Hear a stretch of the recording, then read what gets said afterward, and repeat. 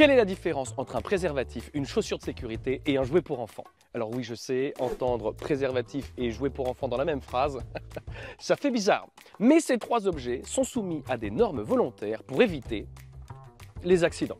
Absolument. Alors c'est quoi une norme volontaire? C'est un document qui définit des critères de qualité, de sécurité, de performance ou d'efficacité pour un produit, un service ou un processus. Mais contrairement aux normes obligatoires, les normes volontaires, elles sont optionnelles. Il n'y a donc pas d'obligation de les suivre. Elles résultent d'un accord collectif. C'est un peu comme les bonnes résolutions du Nouvel An.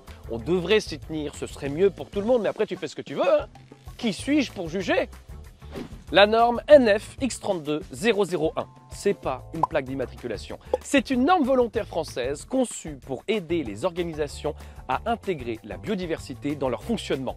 Parce qu'il serait temps. D'ailleurs, spoiler alerte, cette norme devrait très prochainement passer ISO, ce qui ferait d'elle une norme internationale. Elle fonctionne comme une méthode qui va te prendre par la main pour comprendre étape après étape les impacts de nos activités sur la nature et comment agir pour les réduire. Pour faire simple, c'est un peu le guide ultime pour les entreprises qui veulent arrêter de détruire la planète.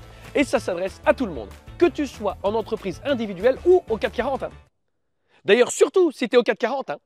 Elle va te dire comment analyser tes impacts et comprendre tes dépendances. Parce que ton entreprise de cosmétiques, qui fait de si belles crèmes, avec ses fleurs si délicates, elle fait comment le jour où il n'y a plus d'insectes pollinisateurs? Elle les remplace par des graviers, crème hydratante, parfum caillou? Hein? C'est ça qu'on veut?